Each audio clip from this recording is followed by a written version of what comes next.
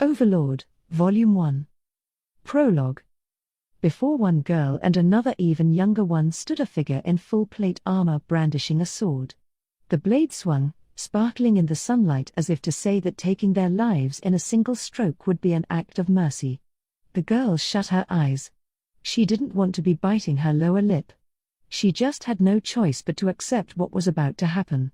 If she had even a little power, she probably would have been able to shove the figure away and escape. But she was powerless. And so there was only one ending. She would die. The blade came down.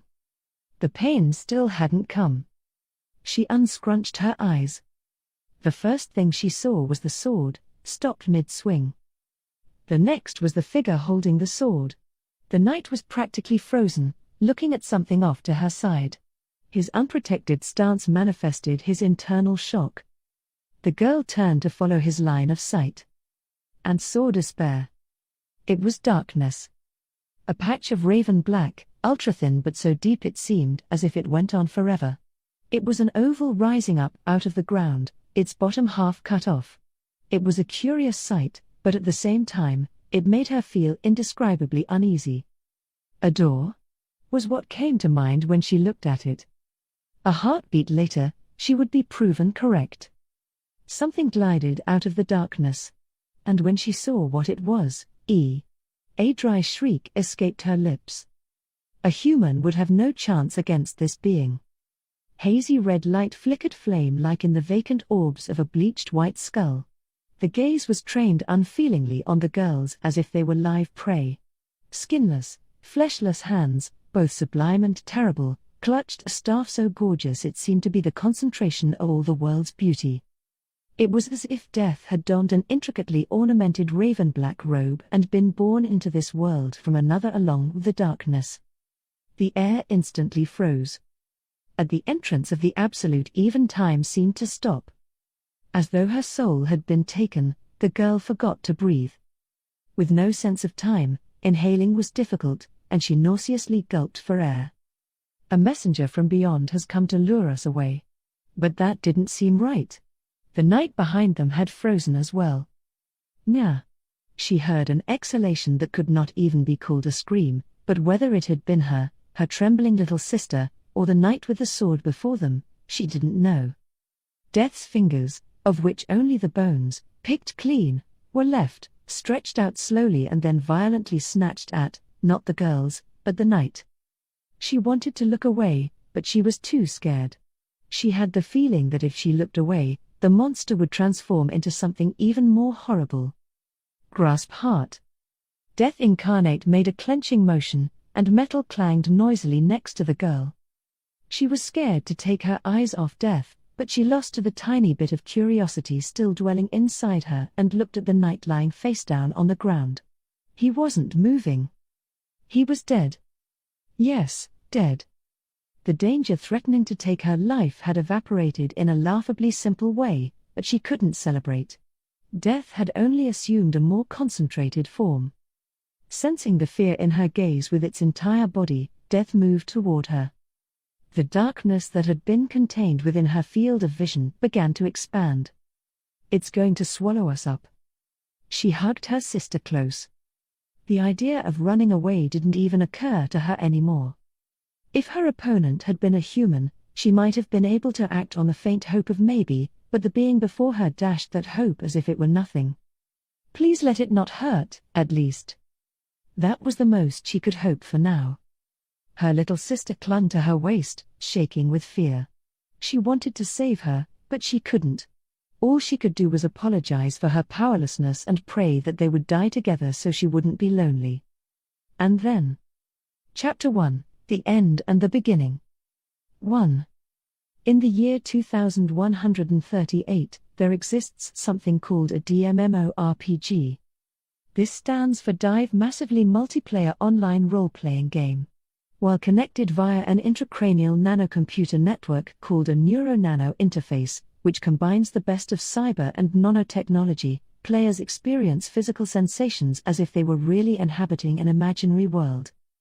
In other words, you play as if you're actually in the world of the game. And among all the various DMMORPGs that had been developed, one stood above the rest. YGGDRASIL. It had been released 12 years earlier, in 2126, by a Japanese developer who had been waiting for just the right moment. Compared to other DMMORPGs at the time, YGGDRASIL gave players an incredible amount of freedom. For example, consider the class system, a fundamental element of character customization. Counting the advanced classes as well as the base ones, there were well over 2,000. Since each class had only 15 levels, players could have 7 or more classes by the time they hit the overall level cap of 100.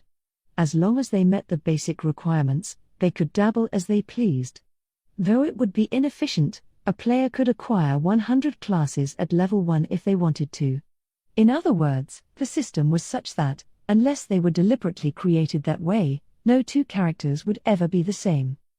Then, by using the creator's toolkit, sold separately, players could edit the appearance of their weapons and armor, as well as the advanced settings of their in-game residences.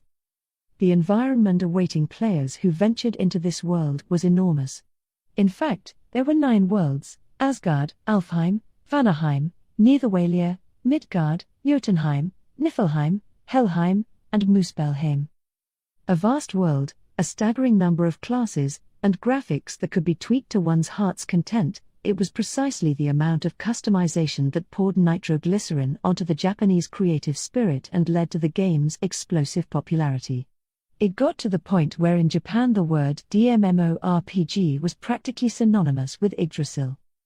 But that was all in the past now. In the center of the room, a gigantic circular table shone with an obsidian gleam. Around it were 41 magnificent seats. Most of them, however, were empty. Once, all the seats had been filled, but now only 2 figures remained. One wore an extravagant raven-black academic robe with purple and gold trim. The collar was perhaps a bit over-embellished, but strangely, it suited the wearer. The bare head of the figure in question had neither skin nor flesh, just bone. Reddish-black flames burned in his gaping eye sockets, and something like a black halo shone behind him. The other one wasn't human, either. More of an amorphous black blob, almost like coal tar. His constantly shifting surface meant that he had no fixed shape.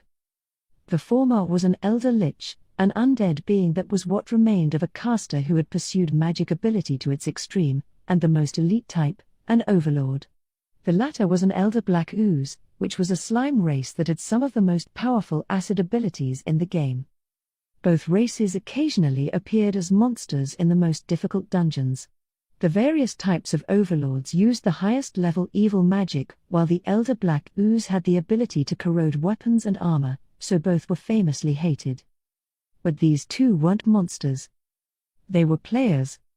The races players could choose from in YGGDRASIL were split into 3 main categories: basic humanoid races, humans, dwarves, elves, and so on, subhuman races, who weren't pretty but performed better than humanoids, goblins, orcs, ogres, etc., and grotesques, who had monster powers and got more ability points than other races but were penalized in other ways.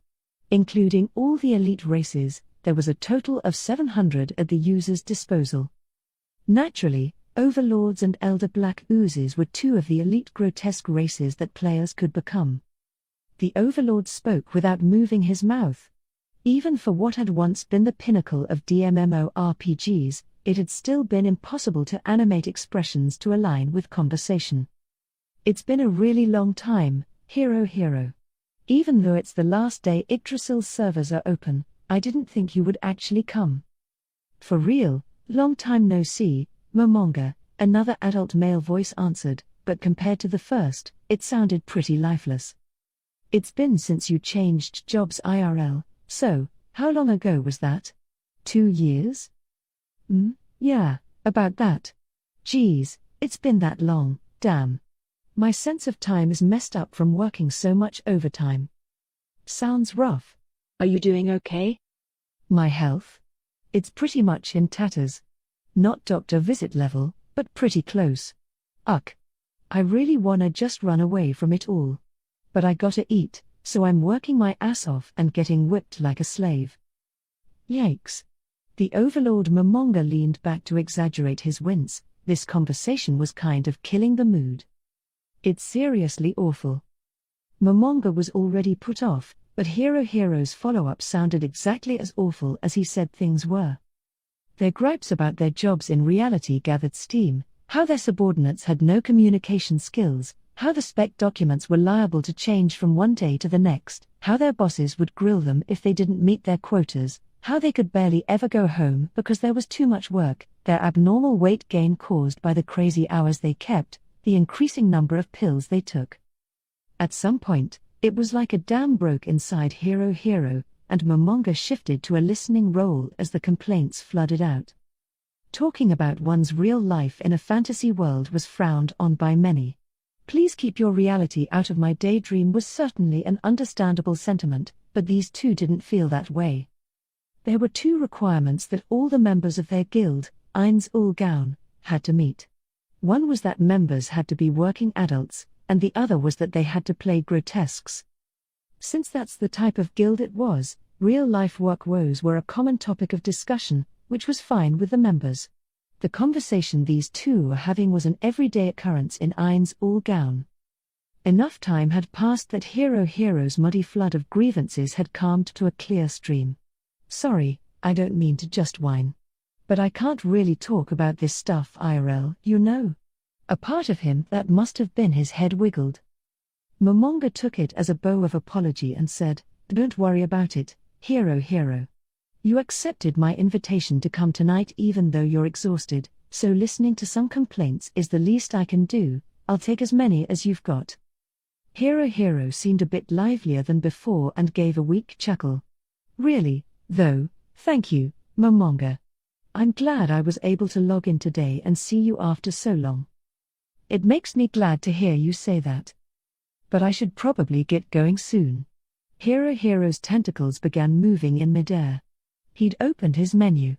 "Yeah, it's getting late. Sorry, Momonga." Momonga paused for a breath so as not to betray his emotions. "Ah, that's too bad. Time really does fly when you're having fun. I really wanted to stay till the end, but I'm just too tired." "Yeah, I can imagine. Log out and rest up." "I'm really sorry." Momonga, no, Guild Master, what are your plans?"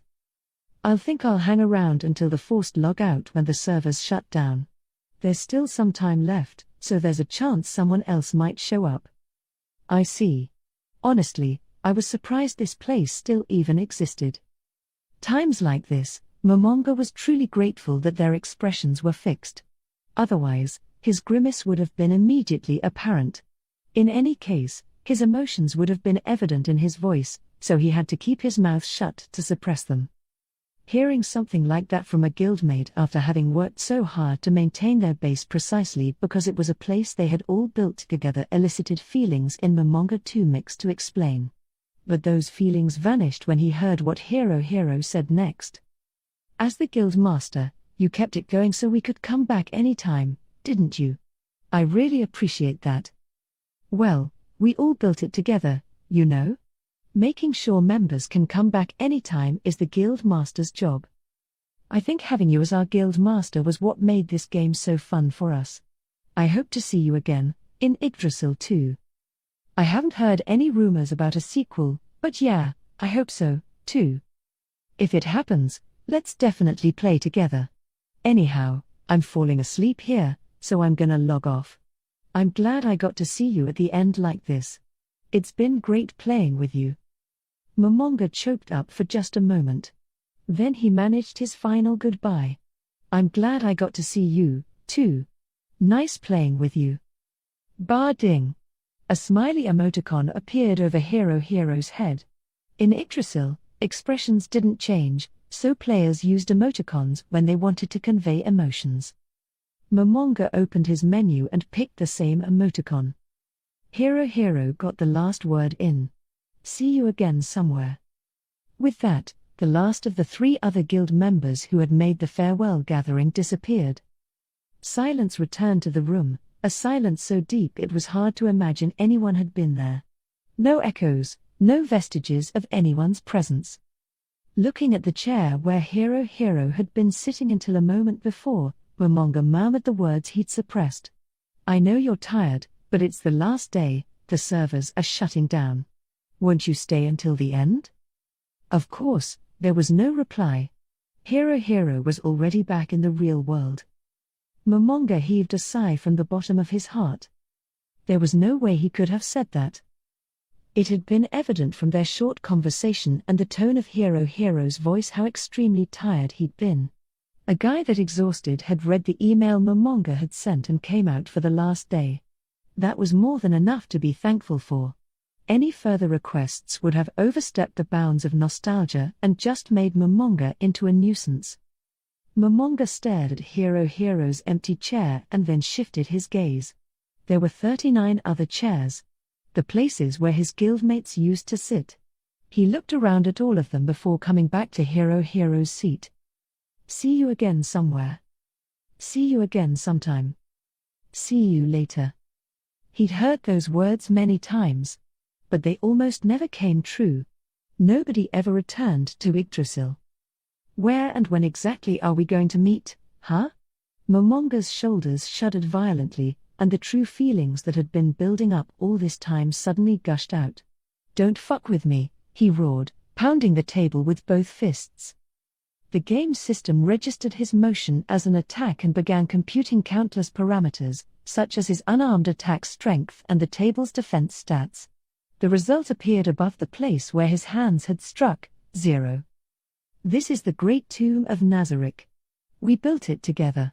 How can you all abandon it so easily?" After the intense anger came loneliness. "No, I know that's not right. I know it wasn't easy at all. They were just forced to choose between reality and a daydream. It's not something they could help. No one betrayed us at all. It was a hard decision for everybody," Momonga muttered to himself as he stood up. In the direction he faced, a staff hung on the wall. It was based on the god Hermes' staff, Caduceus, and consisted of 7 intertwined snakes. Each writhing snake held a different colored jewel in its mouth. The grip was made of a transparent crystalline material that gave off a pale glow. Anyone who saw it would know it was a top-tier item. It was a guild weapon, so named because each guild could have only one. This staff was the symbol of Ainz Ooal Gown. It was meant to be wielded by the guild master, so why was it on display here? Precisely because it was the symbol of the guild. If the guild weapon were destroyed, it would mean the collapse of the guild. So, in most cases, a guild weapon was stored in a safe place, its mighty powers untested. Even the weapon of a top guild like Ainz Ooal Gown was no exception. That was why, even though the staff was made for Momonga, he had never once held it. He reached his hand out and then stopped himself. Did he really want to taint the glorious memory of all they had built together now, at this moment before the servers shut down? He recalled the days when the guild members had gone questing together to craft the guild weapon.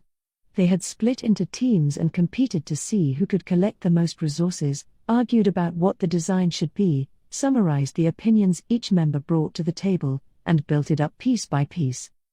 Those were the glory days of Ainz Ooal Gown. There were people who were tired from work but forced themselves to show up anyway.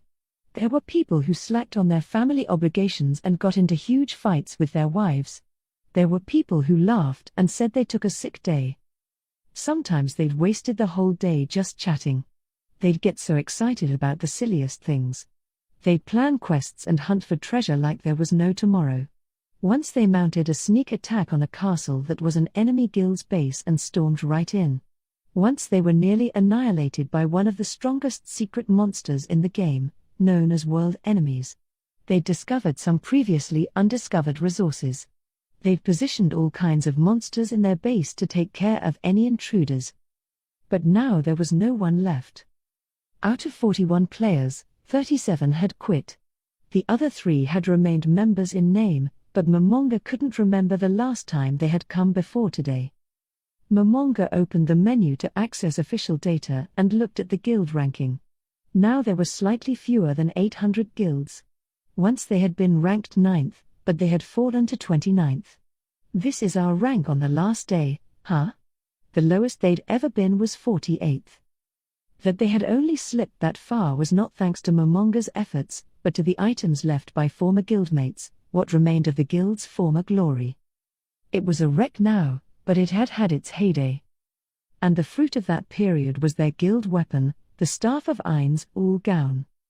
Momonga didn't want to tarnish the memories harbored there, but a rebellious feeling also smoldered within him. Ainz Ooal Gown valued majority rule. Although Momonga's title was Guild Master, the duties he performed were mostly routine, often communications-type tasks. Maybe that's why now that no one was left, he thought for the first time that he'd like to try claiming a Guild Master's rights. Well, I can't do it looking like this, he muttered and went into the menu. He would equip himself in a manner befitting the master of a top guild. The gear in Yggdrasil was classified by how much data it contained. The more data, the better the item. Players started off with low-tier gear, then medium-tier, upper-tier, superior-tier, legacy, relic, legend, and finally god-tier, the highest possible. 9 rings, each with their own power, adorned Momonga's 10-finger bones. His necklace, gauntlets, boots, cape, cloak, and circlet were all god-tier. From a monetary point of view, each item was an astonishingly rare and valuable treasure. The splendid robe mentioned previously hung from his shoulders. A reddish-black aura shimmered up from beneath his feet, giving him an ominous, evil appearance. But he wasn't using a skill, the robe data had room, so he had just plugged in an ominous aura effect. It wasn't like anything would happen if someone touched it. Out of the corner of his eye, Momonga saw various numbers pop up to indicate his stat increases. Having fully equipped himself, he nodded in satisfaction. Now he looked like a guild master.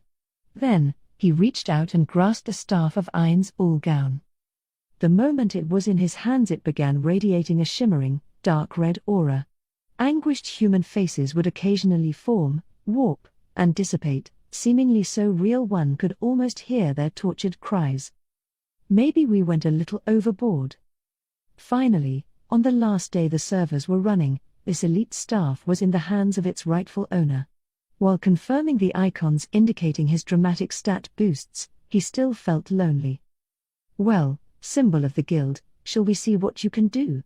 Or should I say symbol of my guild? 2. Momonga left the room they called the Round Table. Unless they specified a different location, anyone with a guild member ring would appear there when they logged in. If anyone was coming back today, they would be standing by in that room. But Momonga understood that there was practically no chance of any other guild members making an appearance, that he was the only player left who wanted to spend the final moments of the game in the Great Tomb of Nazarick. Suppressing the surging waves of his emotions, Momonga walked silently through his palace. It was a majestic, ornate world reminiscent of Neuschwanstein Castle. Chandeliers hung at regular intervals, shining warm light from the high ceilings. The polished floor of the wide hallway reflected the light as marble wood, gleaming as if it were full of stars. Upon opening any of the doors to the right or left, the grandeur of the furnishings inside would take one's breath away. If any non-member came here, they'd be amazed that such luxury could exist in this legendary place, the notorious Great Tomb of Nazarick, where the largest army in the game's history, an alliance of 8 guilds, plus other affiliated guilds, mercenary players, mercenary non-player characters, NPCs, and so on, for a total of 1,500 men, had once arrived on a punitive expedition only to be completely wiped out. The Great Tomb of Nazarick was originally constructed with 6 levels, but after Ainz Ooal Gown conquered it, it was dramatically transformed. At present, there were 10 underground levels, each with its own distinct features. Levels 1 through 3 made up the grave. The 4th was an underground lake. 5 was a glacier. 6 was a jungle. 7 was lava. 8 was wilderness. 9 and 10 were a shrine.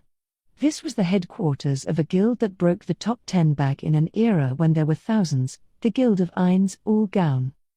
What better word for this world than divine? Momonga's footsteps echoed throughout the halls, accompanied by the hard clack of his staff on the floor. After walking a ways down the wide corridor and turning a number of corners, he saw a woman coming toward him from up ahead. She was gorgeous, with abundant blonde hair falling around her shoulders and distinctive facial features. Her clothing was a maid uniform with a broad apron and a long, unobtrusive skirt. She stood about 5 feet, 7 inches tall and had long, delicate limbs. Ample twin swirls asserted themselves by straining against the chest of her outfit, but the overall impression she made was one of modesty. Soon the gap between them had closed, the woman moved into a nook and bowed deeply to Momonga. He responded with a small wave. Her expression didn't change.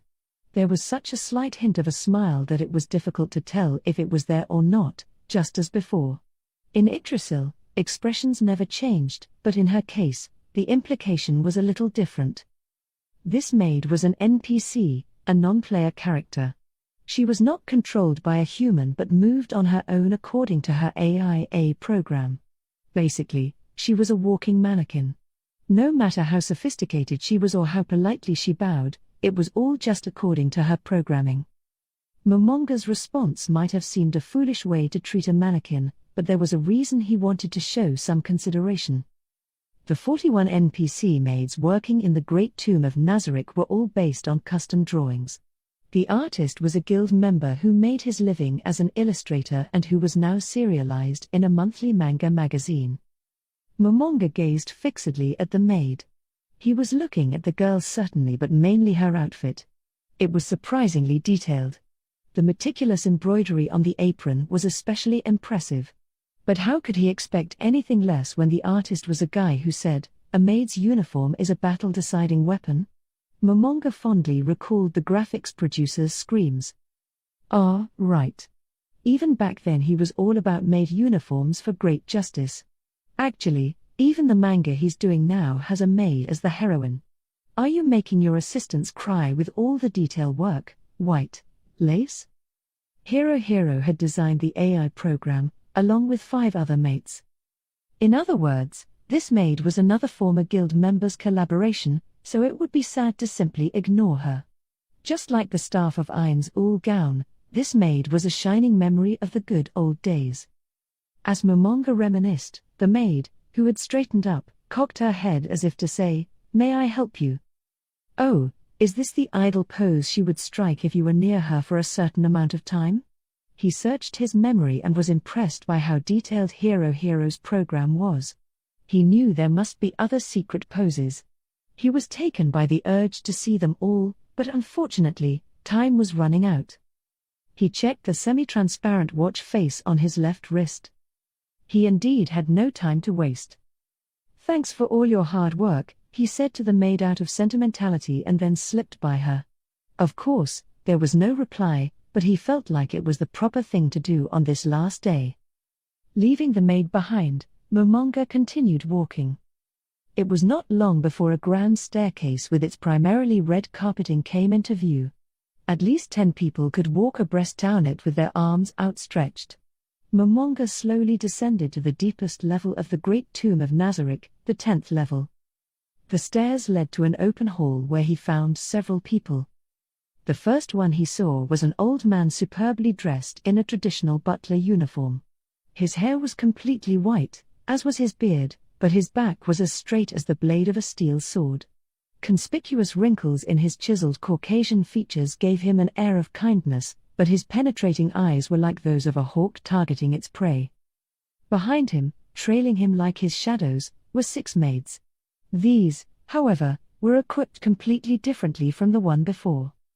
They all wore armor based on manga-style maid uniforms featuring metal vambraces and greaves of silver, gold, black, and other colors, with white lace headpieces instead of helmets. They also each carried a different weapon. Basically, they were maid warriors. Their hairstyles were varied as well: a chignon, a ponytail, a straight cut, braids, rolled curls, a French twist. The only thing they had in common was how beautiful they were, but even their beauty came in various types: bewitching, wholesome, Japanese. Naturally, they were also NPCs, but unlike the earlier one who was made pretty much for kicks, these existed to intercept raiders. In Yggdrasil, there were perks for guilds who possessed a base of castle size or larger. One was that there were NPCs who would protect said base. the Great Tomb of Nazarick had undead mobs. They could be up to level 30 and it didn't cost the guild anything if they died, they'd just respawn after a set amount of time. The only thing was that the appearances and AI of these auto-spawning NPCs couldn't be edited, which made them too weak to repel other players.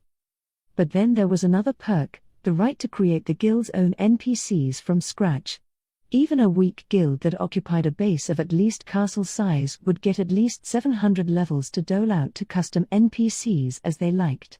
Since the level cap in Yggdrasil was 100, one could, for example, make 5 level 100s and 4 level 40s. And for this type of NPC, it was possible to adjust their looks, AI, and gear for those who could equip it. With this system, guilds could station guards far stronger than the auto-spawning mobs at key locations.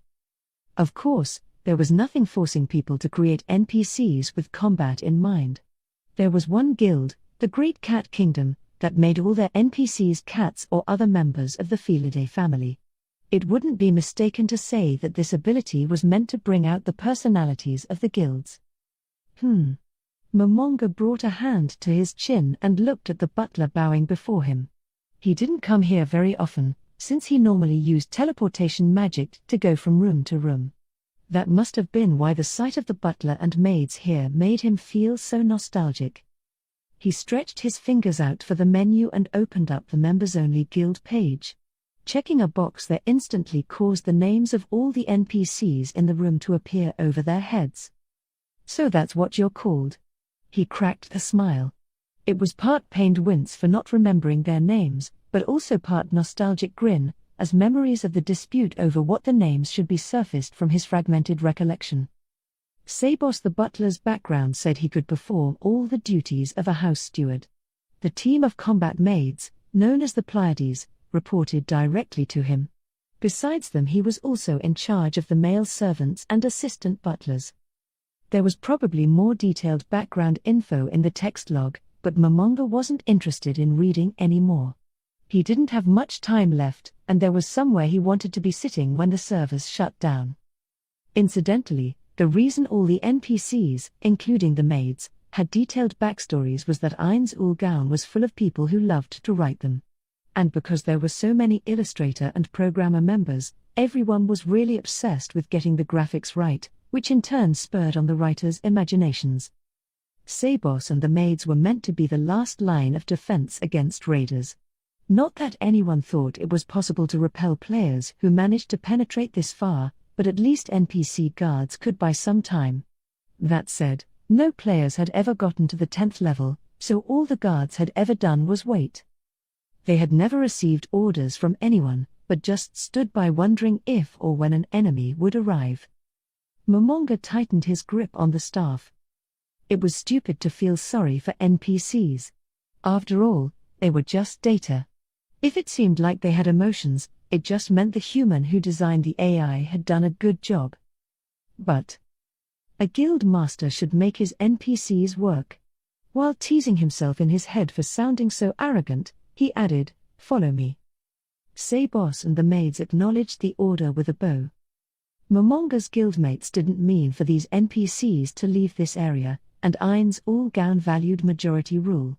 It was unacceptable for one person to do what he wanted with things that everyone had made together. But it's the last day. Everyone would surely forgive me on the last day, he thought as he continued on with multiple sets of footsteps sounding behind him. Presently they arrived at a large domed hall. Crystals in 4 colors on the ceiling gave off white light.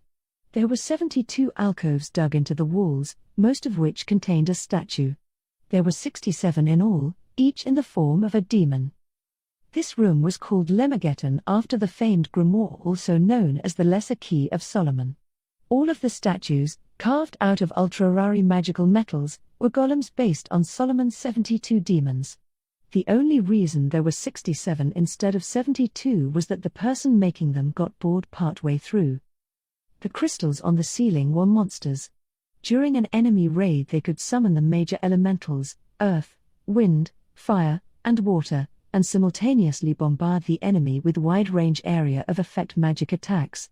If all of them were mobilized, it would be enough power to take out 2 parties of level 100 players, 12 people, with ease. This room was the very last line of defense before entering the heart of the great tomb of Nazarick. Momonga took the servants with him as he crossed Lemurgeddon to stand in front of a large door. It was a huge, probably more than 16 feet tall, double door with extraordinarily detailed carvings, a goddess on the left and a demon on the right. They looked so real it seemed like they might jump off the door to attack.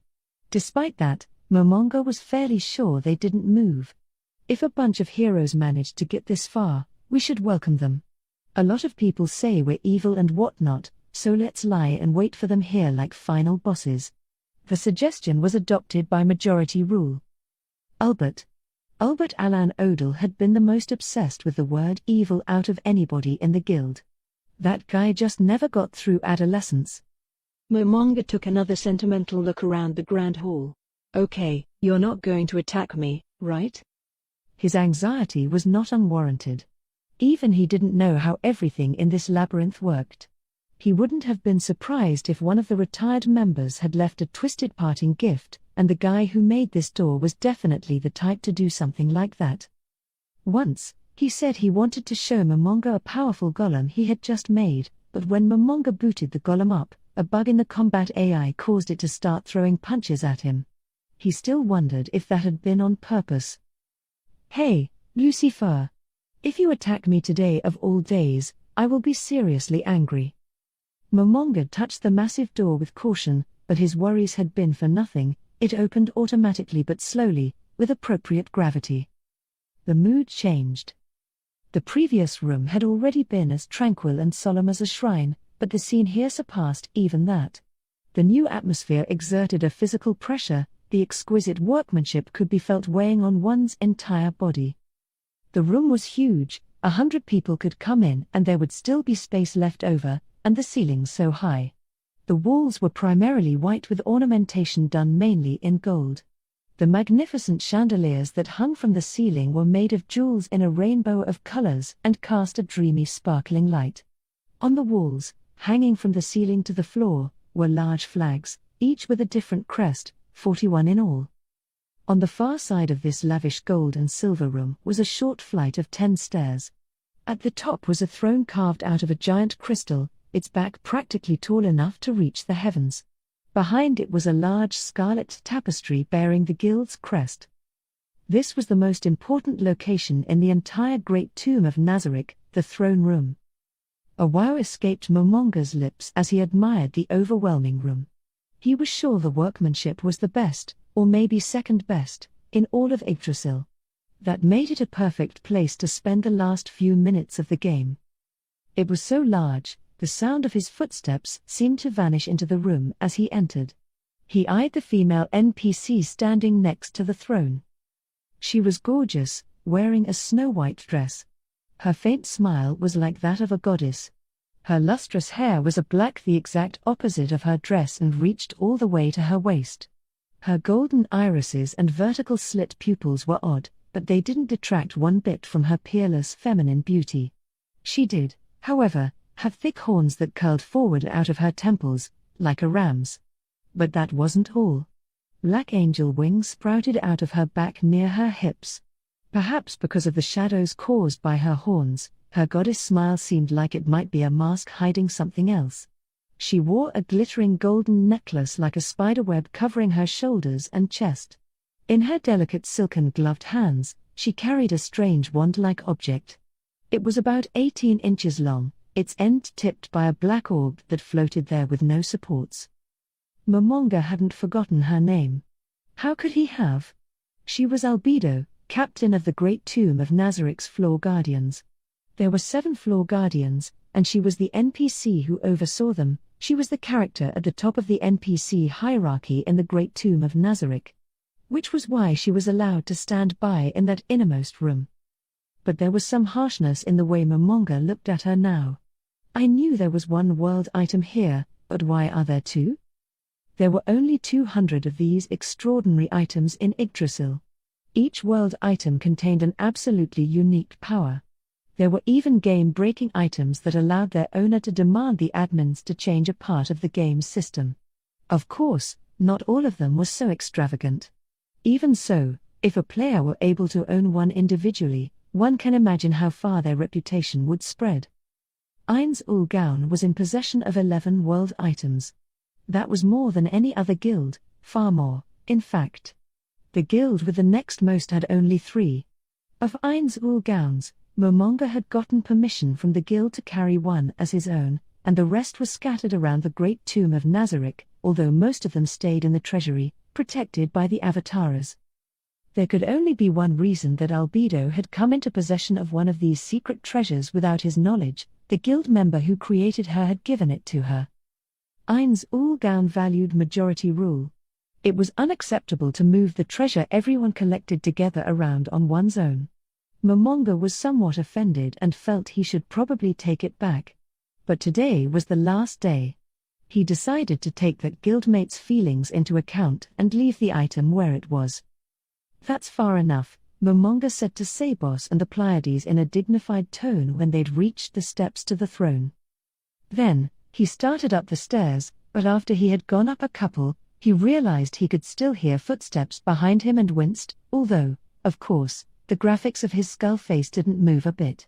When it came down to it, NPCs were inflexible programs. They wouldn't take an order unless it was one of their set phrases. Momonga used NPCs so rarely that he had managed to forget that simple fact. Since the other guild members left, Momonga had been doing all he reasonably could to go treasure hunting and raise the funds necessary to maintain the Great Tomb of Nazarick. He never teamed up with any other players and stealthily avoided the kinds of difficult areas the guild had quested in back when the members were still around. Every day he just threw money into the treasury like it was his job and logged out. He didn't have much occasion to meet NPCs. "Stand by." The footsteps stopped when he gave the correct command. Then, he climbed the stairs and stood before the throne. He scrutinized Albedo without reserve. He never really came to this room and couldn't remember ever taking a good look at her. I wonder what her backstory is. All he could remember was that she was captain of the Floor Guardians and the most elite NPC in the Great Tomb of Nazarick. With curiosity fluttering in his chest, he accessed the menu to look up her info. And there certainly was info. Writing flooded his field of vision. Her backstory was the length of an epic poem. If he were to take his time reading it, the servers would shut down before he was done. If Momonga's expression could move, his face would have been screwed up in disbelief. He felt more or less like he'd stepped on a landmine. How could he have forgotten that the guild member who created Albedo was so obsessed with backstories? He was extremely disappointed in himself. He was the one who had looked it up, so he resigned himself to browsing the bio. He barely even skimmed it, scrolling in one big swipe to the bottom. The last thing it said caught his attention: "By the way, she's a bitch." His eyes nearly popped out of his head. Huh? What the heck? He yelped in spite of himself. No matter how many times he doubted his eyes and reread, the words didn't change. And no matter how hard he tried, he couldn't think of anything for them to mean besides the first thing that popped into his head. It's gotta be bitch, the insult. All 41 members of the guild had set up at least one NPC. He wondered if someone would really give the character they created that sort of background.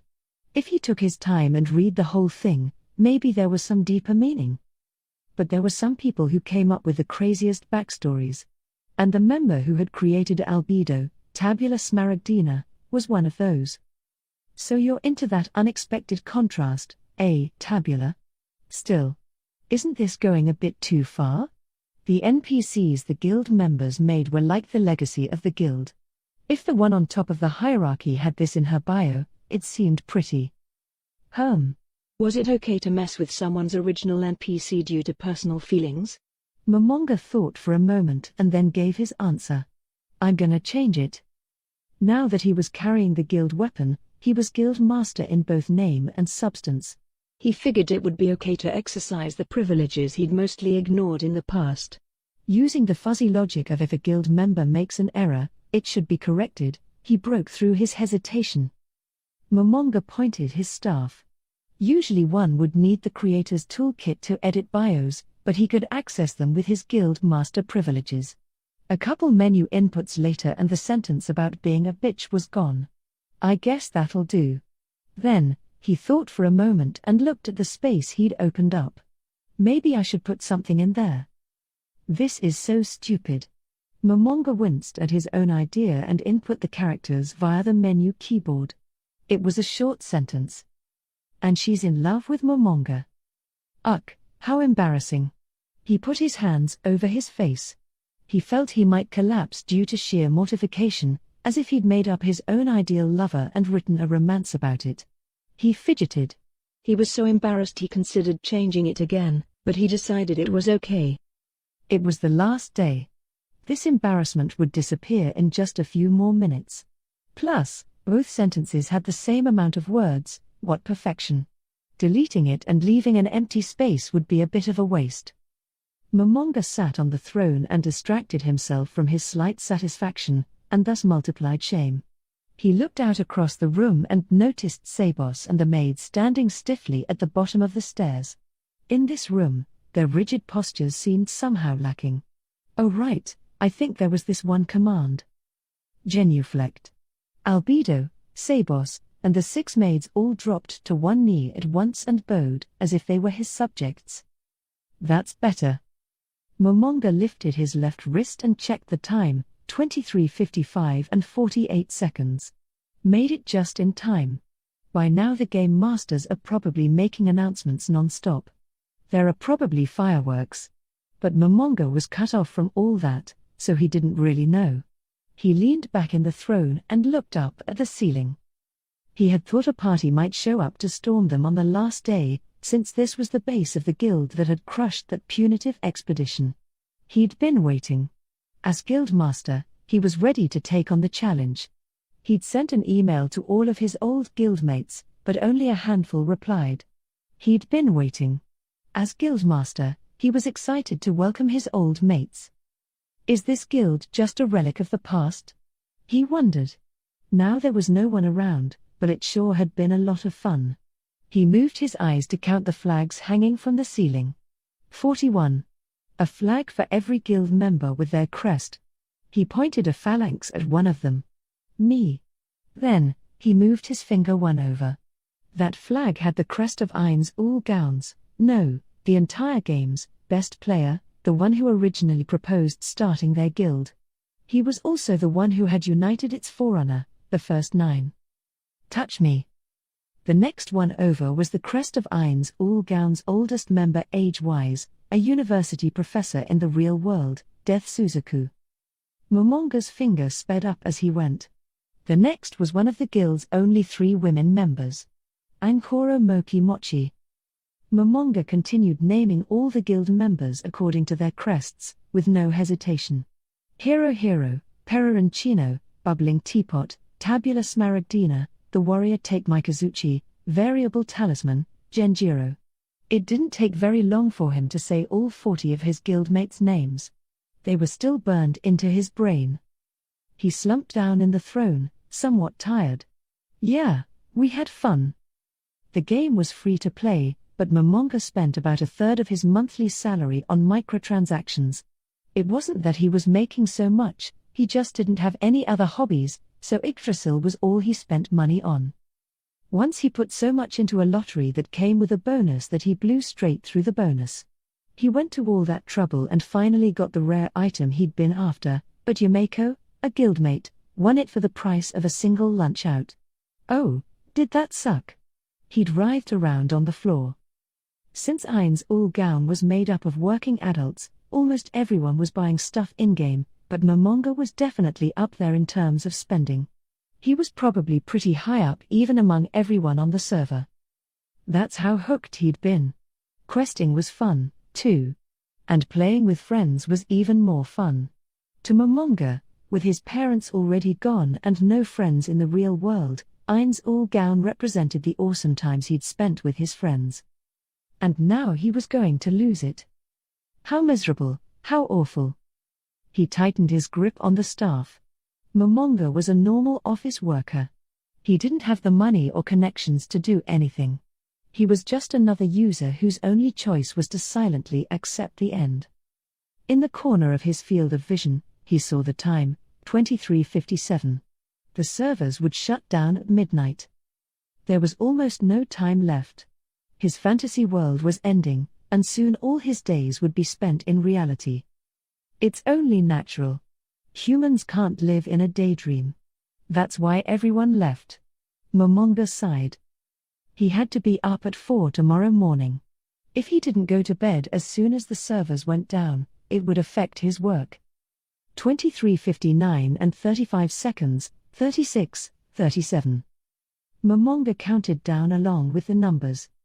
23:59 and 48 seconds, 49, 50. He closed his eyes. 23:59 and 58 seconds, 59. He counted the moments as they ticked off the clock, to the end of his fantasy. Here comes the blackout. 0 o'clock. 1, 2, 3. Huh? Momonga opened his eyes. He wasn't back in his room. He was still in Yggdrasil in the throne room. What's going on? The time was accurate. He should have been booted by now. 0 hours and 38 seconds. It was definitely after midnight. The time displayed by the system clock could not possibly be off. Unsure how to proceed, he looked around for any information. Was the shutdown postponed? Or is there some kind of lost time? Countless possibilities crossed his mind, but they were all far from convincing. The most likely was that for some reason, some unfavorable reason, the server shutdown had been postponed. If that were the case, the GMs would probably be making announcements. He rushed to turn the communication channels back on, his hands stopped. His menu wouldn't come up. What the? Feeling slightly uneasy and confused, but surprised by how calm he was, Momonga tried to use some other features, forced system access that bypassed the menu, chat, a GM call, force quit. He couldn't get to any of them. It was like he'd been locked out of the system. What is going on? His irate voice echoed across the spacious throne room and faded away. This is the last day.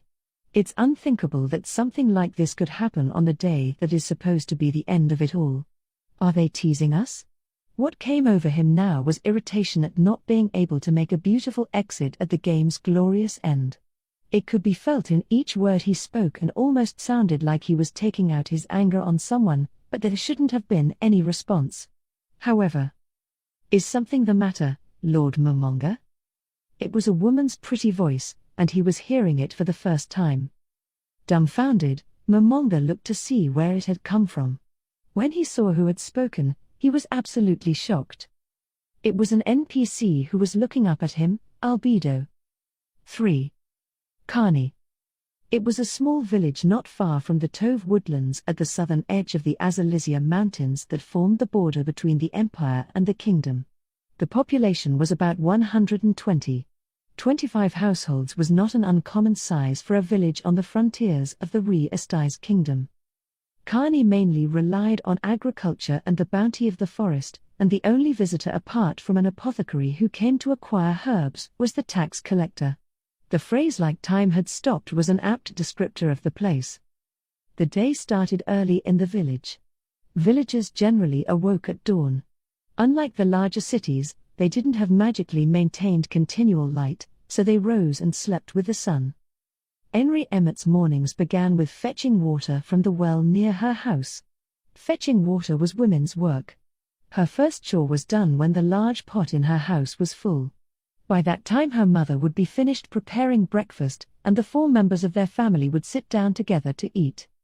Breakfast was barley and wheat oatmeal, sautéed vegetables, and on some days, dried fruit. After that, she would go out to work in the fields with her mother and father. Her younger sister, soon to be 10, would gather wood near where the forest started or help in the fields. The bell in the center of town on the edge of the village square rang at noon. They would take a break from their work and eat lunch. Lunch was brown bread baked some days earlier and soup with bits of preserved meat in it. Then, it was back to the fields. When the sky began to redden, they would return home and eat dinner. Dinner was the same brown bread as lunch and bean soup. If a hunter caught an animal, they would sometimes get a share of the meat. After the meal, they would chat as a family and mend clothes by what light remained in the kitchen. They usually slept around 6 p.m. Henry Emmett had lived her whole life, from the moment she was born to her current age of 16 years, as a member of this village. She thought her uneventful life would continue on the same way forever. One day Henry awoke as usual and went to fetch water. She hauled the bucket out of the well and filled her small pot. It took about 3 trips to fill the large one at home. Oof! She rolled up her sleeves. The parts of her skin that weren't tanned were glaringly white. Her arms were slender but well-toned from working in the fields. She even had some muscle. The pot was quite heavy once it was full of water, but she picked it up like usual. If I had a pot one size bigger, maybe I could reduce my number of trips. Oh, but I probably wouldn't be able to carry it. Henry was about to head home when she thought she heard something and looked in the direction it came from. Something set the air roiling and her heart frothing. Off in the distance, she heard the sound of something wooden being crushed. And then, a scream? It was like the cry of a bird having its neck wrung and yet altogether different. Something cold raced down Henry's spine. No way. It's just my imagination. I misheard. Words to drown out her anxiety bubbled up, popped, and disappeared. Panicking, she started to run. The scream had come from the direction of her house. She abandoned her pot. It's too heavy to run with. Her feet got tangled in her long skirt and she nearly tripped, but luckily she managed to keep her balance and run on. More voices. Henry's heart was pounding. Human screams. No doubt about it. Run. Run. Run. She couldn't remember ever having run this fast. She felt like she was going to trip over her own feet. Horses whinnying. People screaming. Shouts. It was all getting louder. Still quite a ways away, Henry saw an armored figure swinging a sword at a villager. The villager screamed and crumpled to the ground. The sword followed up with a finishing stab. Mr. Morga. There was no one in this small village he didn't know. They were all like family, so of course she knew the man who had been killed. He could be a bit loud at times but was a good-natured person. He certainly didn't deserve to die like that. Henry nearly stopped in her tracks, but she grit her teeth and pushed herself to sprint even faster. This distance never felt terribly long when she was carrying water, but now it seemed like she would never arrive. Angry shouts and curses reached her ears on the wind. Finally her house was in sight. Mom. Dad. Nemu. She called out to her family as she opened the door. Their 3 familiar faces were frightened but all present, huddled together. As soon as she burst in, their expressions softened into relief. Henry. You're safe. She felt her father's rough farmer hands on her back as he hugged her. And the warm hands of her mother. Okay, now that Henry's here, let's get out of here. The Emmett family was in a pretty bad position. They didn't want Henry to come home to an empty house, so they'd missed their opportunity to escape. The danger must already be closing in. That fear soon became reality. As the 4 of them were just about to make a run for it, a shadow appeared in the front entryway. Standing there with the sun at his back was a knight in full armor, the arms of the Baharuth Empire emblazoned on his breastplate. In his hand was a naked blade, a long sword. The Baharuth Empire occasionally invaded its neighbor, the Re-Estize Kingdom, but usually the fighting was centered around the fortress city of Rantel. The enemy had never made it as far as Carney. But now the village's peace had been shattered. From the icy stare coming through the gap in the close helmet, Henry could sense that they were being counted. She hated the feeling of his eyes moving over them. A squeak from his metal gauntlet announced that he had tightened his grip on the sword. He moved into the house. Ya! Uck! Henry's father tackled the knight, and the pair of them tumbled out the front door. Go! Hurry! You bastard! Her father's face was lightly smeared with blood. He must have cut himself when he rushed the knight. The 2 of them thrashed around on the ground, Her father struggling to keep the knight's dagger at bay, the knight struggling to keep her father's knife at bay. Seeing a family member's blood right before her eyes made Ainz's mind go completely blank. Should I try to help him or escape? Ainz. Nemu. The shout brought her back to reality. Her mother, though anguished, was shaking her head. Ainz took her sister's hand and started to run. Hesitation and guilt made her reluctant, but she had to just run as fast as she could to the forest. The whinnies and screams of horses, angry voices, the clanging of metal, and the smell of something burning. From all over the village, the sensations bombarded her eyes, ears, and nose. Where is that coming from? She was frantic to know even as she ran. In open areas, she moved in a half-crouch, trying to stay in the shadows of houses. Fear that made her blood run cold. The exertion of running wasn't the only reason her heart was pounding. The only thing keeping her moving was the little hand clasped in hers. My sister's life. Her mother, running a few paces ahead, was just turning a corner when she suddenly stiffened and shrank back. She motioned with a hand behind her back to run the other way. When Ainz realized why, she bit her lip to hold back a sob. She squeezed her sister's hand and ran to get as far away as they could. She didn't want to see what was going to happen next. 4. Is something wrong, Lord Momonga? Albedo repeated her question. Momonga wasn't sure how to answer. This series of mysterious events had short-circuited his brain. Please excuse me. Momonga gazed at her absent-mindedly as she got up and came up close to him. Is something the matter? She leaned in with her beautiful face. A faint but wonderful scent tickled Momonga's nostrils. Perhaps kick-started by the fragrance, his thoughts began to return to him. No, I'm all right, thank why, it's nothing. He lacked the particular naivete required to speak too terribly politely toward a mannequin, but as soon as she had spoken to him, he felt compelled to answer. There was something undeniably human about the way she spoke and moved. The situation he and Albedo were in was way off, but he couldn't quite put his finger on why. He did his utmost to suppress the confusion and amazement that such a vague understanding generated, but he was just a normal guy, it didn't seem possible. Right as he was about to scream, he remembered the words of one of his guildmates, panic breeds failure. One must always have a composed, rational state of mind. Calm your heart and broaden your outlook. Don't let your thoughts take you prisoner. Keep your mind quick, Momonga. With that remembrance, his calm came flooding back to him. He mentally gave his thanks to the man known as the guild's Kongming, Squishy Mo. Are you all right? Albedo asked, awfully close to him. She tilted her head adorably and leaned in so far that their breaths were overlapping. With this gorgeous girl in his face, the calm Momonga had just regained threatened to fly straight back out the window. The GM call isn't working. Swallowed up by Albedo's glistening pupils, he found himself consulting with an NPC.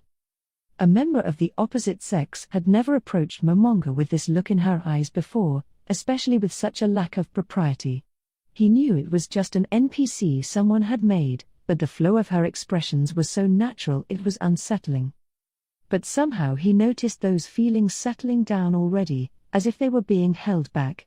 The lack of wider emotional fluctuation, however, gave him a touch of anxiety.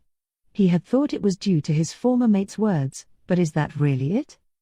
Momonga shook his head. Now wasn't the time. Please forgive me. I am so ignorant I fear I am unable to answer your question regarding this GM call you speak of. Nothing would make me happier than a chance to clear myself of the disgrace of failing your expectations. Your wish is my command. We're having a conversation. No doubt about it. The realization assailed his entire body with a petrifying amazement. Impossible. This can't be happening. An NPC was talking. Well, there were macros that allowed them to do that. Players had been passing around data for battle cries and cheers, etc. Still, conversation was impossible. Even just a minute ago, Sabos and the maids wouldn't respond to anything that wasn't a simple command phrase. So how is this happening? Is Albedo just special? He motioned for her to step back and glimpsed a flicker of reluctance as he looked away to Sabos and the maids, who still had their heads bowed. Sabos. Maids. My lord. They answered in magnificent unison, raising their heads in a slick motion. Come to the foot of the throne. Yes, sir. Their voices aligned again, and they sprang to their feet. The group walked together with beautiful posture to the bottom of the steps leading to the throne before each dropping again to one knee and bowing. From this exchange, Momonga learned two things. First, although he had purposely avoided using command phrases, they could understand his intentions and carry them out. Second, Albedo was not the only one who could talk. At the very least, something weird is going on with all the NPCs in the throne room. As he was reflecting on these things, he had the same feeling as before that something was off about both Albedo and himself. Wanting to understand it, he scrutinized her. Is everything all right? Have I done something wrong? Arg. When he recognized the root of the incongruity, a sound that was neither word, gasp, nor choking noise escaped his lips. It was the changing expressions. Her lips were moving, and he could hear her words. Flustered, he brought his fingers to his own lips. And spoke. Po. My jaw is moving. In the world of a DMMORPG, that went against all common sense. Mouths moving and words coming out? Expression graphics were fixed, they didn't move. Otherwise why would the developers have made emoticons? Plus, Momonga's face was a skull, he didn't have a tongue or a throat. Looking down at his hands, there was no flesh and the bones weren't even anatomically correct. Continuing along the same lines, he probably didn't have any internal organs, not to mention lungs. So why could he talk? Impossible. He felt the internal logic he had built up slowly over time begin to crumble away, and an equivalent panic replace it. He wanted to scream but held it in. As expected, the heat in his chest was abruptly soothed by a wave of calm. Momonga pounded the throne's armrest. As he thought, the number showing damage didn't pop up. What should I do? What makes the most sense? He was in an incomprehensible situation, but venting wouldn't get him anywhere. First, he needed information. Sabos. The expression on Sabos's face as he lifted his head was earnestness incarnate. He looked like he was really alive. I can give him an order, right? I'm not sure what's going on, but I can assume the NPCs in the tomb are loyal to me, right? Actually, I don't even know if these are our NPCs. Countless questions, and the anxiety that went with them, arose in his mind, but Momonga tuned it all out. In any case, there was no one better to send out for reconnaissance than Sabos. He did glance momentarily at Albedo, who was waiting off to the side, but he made up his mind to give the order to Sabos. He imagined what executives at work were like when directing regular employees and tried to act like he was one of them. Leave the tomb, and confirm our surroundings within a half-mile radius. If there are any intelligent life forms, negotiate to bring them here on amicable terms. You can give them practically whatever they request in return. Avoid combat to the extent possible. Understood, Lord Momonga. I will leave without delay. In Yggdrasil, it was definitely not possible to take NPCs who were built to protect a base and send them outside, but here it was. Well, I won't know for sure until he actually makes it outside, but take one member of the Pleiades with you. If you're attacked, have her retreat immediately to bring back any information you have. With that, Momonga had made at least one move. He let go of the staff of Ainz Ooal Gown. It didn't clatter to the ground, but instead hung in the air as if someone were holding it. It was against the laws of physics, but it was just like the game. In Yggdrasil, it wasn't uncommon for items to float in the air when one let go of them. The staff's aura of anguished faces twisted around his hand as if reluctant to dissipate, but Momonga calmly ignored it. Not that he was used to it, but that sort of macro wasn't so strange. He shook his wrist to get rid of it. Crossing his arms, he thought what his next move should be. I suppose I need to contact the admins. The administration was sure to be the most informed of anyone about this abnormal situation. The problem was how to reach them. Usually a shout or GM call would work, but if they didn't now. A message maybe? There was one magic spell that was a way to contact people. It could only be used in specific places and situations, but it seemed like it would be effective now. The only problem was that it was usually used to communicate between players. He wasn't sure if it would work to contact a GM. He didn't even have any guarantee that magic in general would work normally in this crisis. But he had to find out. Momonga was a level 100 magic user. If he couldn't use magic, his area of operations and information gathering powers would be severely limited, not to mention his combat strength. Right now he had no idea what the situation was, so he needed to confirm as soon as possible whether or not he could use magic. In that case, I need to go somewhere I can test it out. He looked out over the throne room and shook his head. This was an emergency, but he didn't want to disturb this room's sublime tranquility for magic experiments. But then where? He thought and came up with an ideal location. It was also necessary to test the extent of his influence. He had to see whether he had maintained his authority as guild master. So far everyone he had met was loyal to him, but there were several NPCs in the Great Tomb of Nazarick at his level. He needed to make sure the rest of them were still loyal, too. But he looked down at Sabos and the maids who were still on one knee and then at Albedo beside him. What is it? Her faint smile seemed to say. She was beautiful, but the shadows cast by her horns made it seem like something was hidden behind her smile. It made Momonga nervous. Is the loyalty they have now inviolable and unchanging? In the real world, a boss who makes stupid moves all the time loses support. Does it work the same way here, or is it once faithful, always faithful? If I suppose their loyalty could change, how do I maintain it? By giving them rewards? The treasury contained vast riches. It would pain him to lay a hand on the items his former guildmates had left, but if it was to keep Ainz Ooal Gown going through this crisis, they would forgive him, wouldn't they? Then, of course, he didn't have any idea how much he should pay. Or displaying the excellence you'd expect of a ruler? What constituted excellence, however, was unclear. He had the feeling things would work out if he just kept maintaining the dungeon. Or maybe through power? The staff of Ainz Ooal Gown flew automatically into his outstretched hand. Overwhelming power? The staff's 7 jewels began to sparkle, as if appealing for their vast magical power to be used. Well, I guess I'll think about it later. He let go of the staff. It swayed in the air for a moment and then clattered to the floor like someone going to bed in a huff. Anyhow, it seemed like if he acted like he was in charge, he was unlikely to meet hostility anytime soon. It's hard for animals to turn their fangs on one who doesn't show any weaknesses, and the same thing went for humans. Momonga raised his voice. Pleiades. All of you besides the one going with Sabos, go up to the 9th level and be on the lookout for any raiders coming down from 8. Yes, Lord Momonga.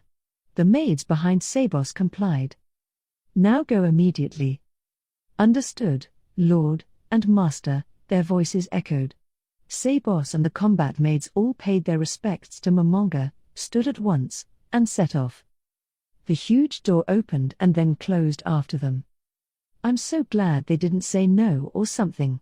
Relieved, he turned to the last remaining NPC. Albedo was still waiting beside him. Now, then, Lord Momonga. What may I do for you?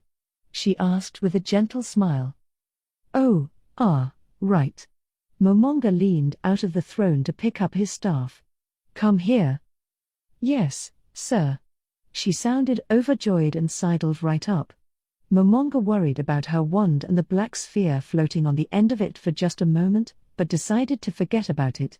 She was closer than last time, all but clinging to him. She smells so good, but what am I thinking?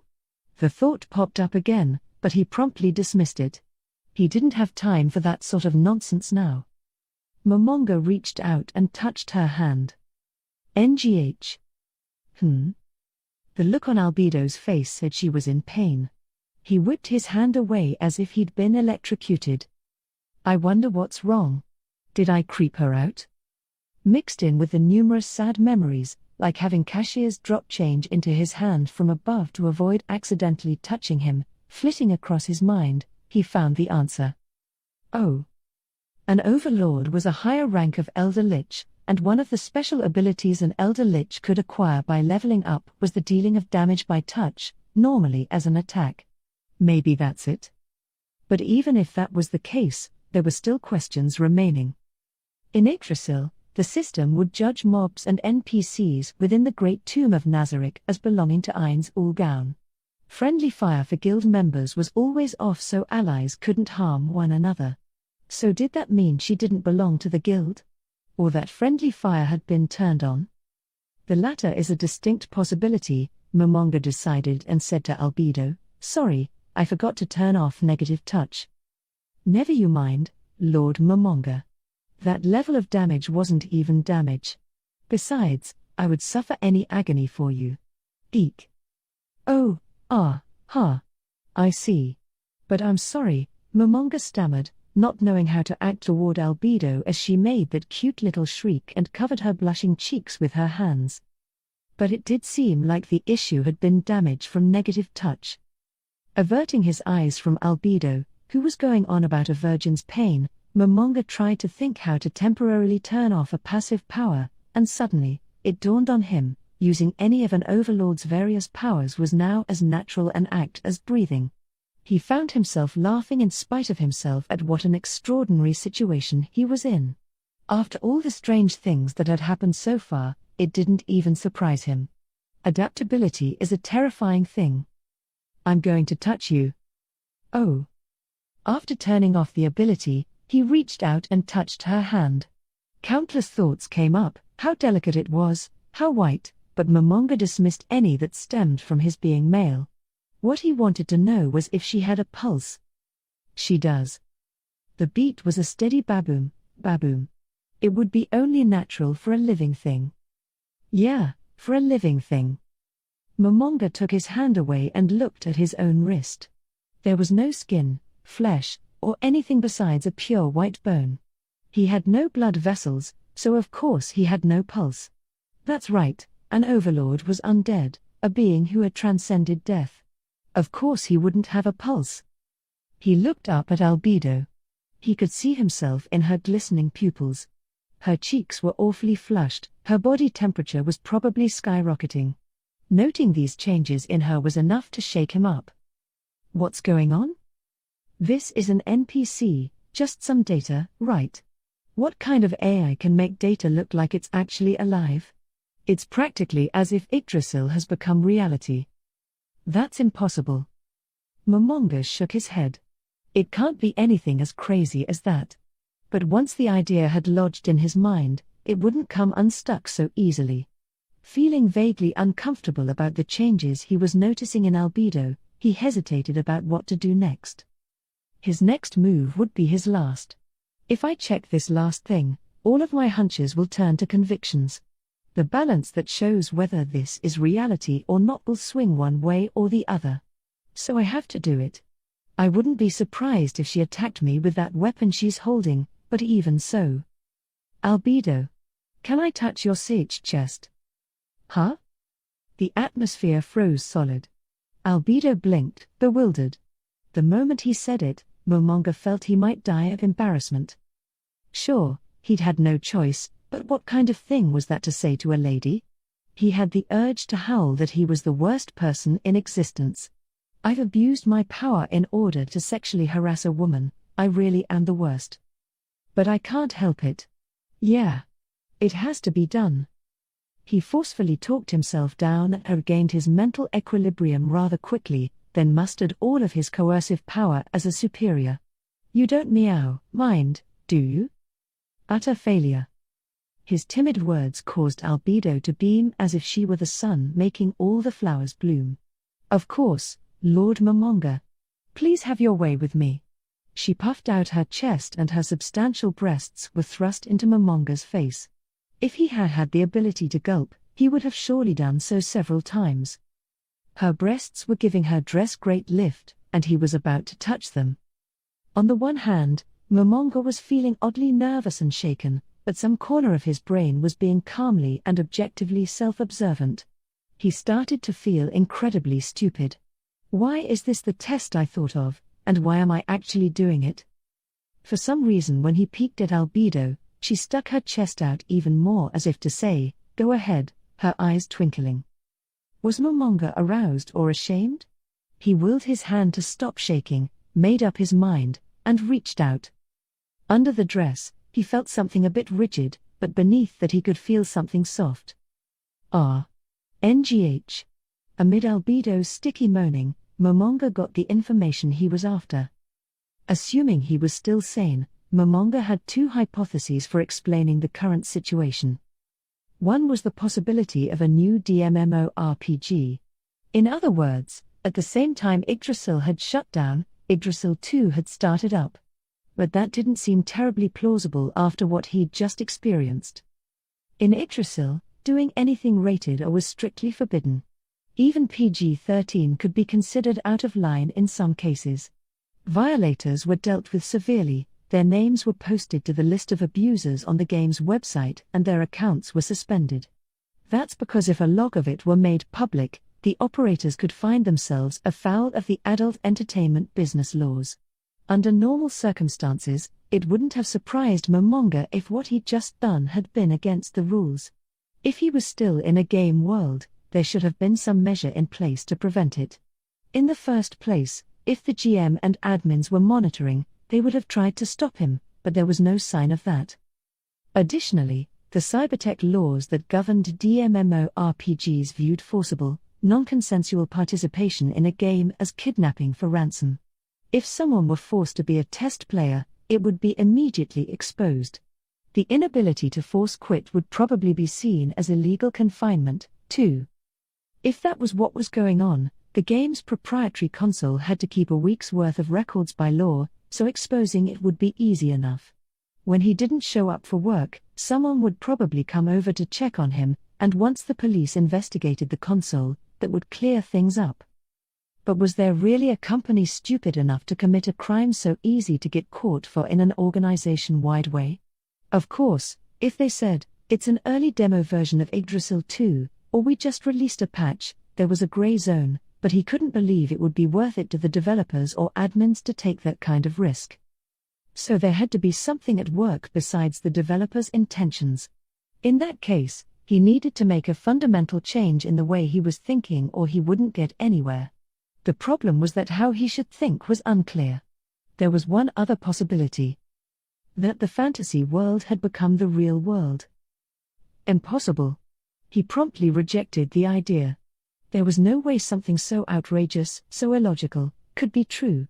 On the other hand, the longer this went on, the more he wondered if it might actually be the case. He remembered the fragrance coming off Albedo earlier. The senses of taste and smell were altogether banned from fantasy worlds by the cybertech laws. Yggdrasil had a system for eating and drinking, but anything players consumed only affected their in-game stats. Even touch was regulated to some extent. This was all so that the game couldn't be mistaken for the real world. As a result of all the limitations, fantasy worlds featuring sex hadn't really caught on. But here he could smell. The reality of that hit Momonga so hard it completely blew away all his "what about work tomorrow? And what if I can't get out of here?" type of worries.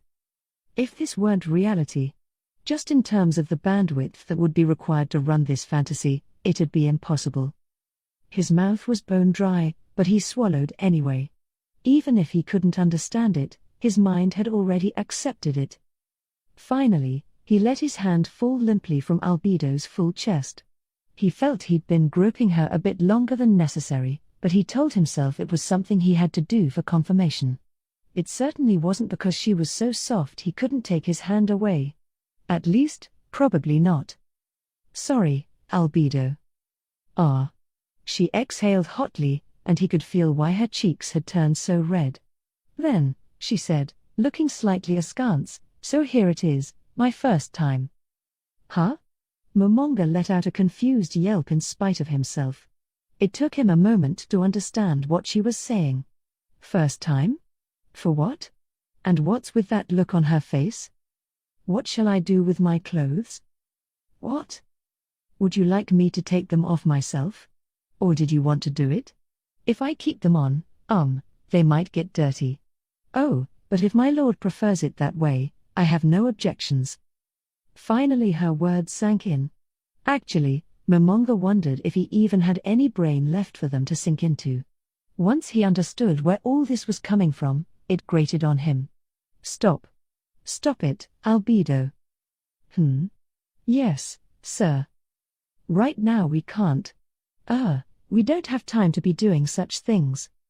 My humble apologies. I shouldn't have prioritized desire when we're having some sort of emergency. She jumped away from him and went to prostrate herself, but Momonga put out a hand to stop her. You're fine. It was my fault. All is forgiven, Albedo. More importantly, I have orders for you. Anything you wish, my lord. Contact the floor guardians and tell them to gather at the amphitheatrum in the 6th level 1 hour from now. I will let Aura and Mare know myself, so there is no need to contact them. Understood. To repeat, you would like me to contact all the floor guardians besides those of the 6th level and tell them to meet in the 6th level's amphitheatrum 1 hour from now. Right. Now go. My lord. Albedo turned to leave the throne room with slightly quickened steps. Watching her go, Momonga heaved a tired sigh, and once she had left, he let out an agonized moan. What the hell? It was just a stupid joke. If I'd have known this would happen, I wouldn't have done it. Have I defiled the NPC that Tabula created? He could think of only one reason Albedo would react to him in that way, the text he'd edited into her bio, and she's in love with Momonga. It had to be connected to that. Ah, crap. He groaned. Tabula Smaragdina had put his all into filling that blank canvas with Albedo's backstory. Then, Momonga condescendingly painted over it for his own selfish reasons, and now this was the result. He felt like he'd vandalized a masterpiece. But he had to put that issue aside for now. Still wincing, though it wasn't obvious, given that his face was a skull, he stood up from the throne. He told himself he could figure that problem out after taking care of the more urgent tasks.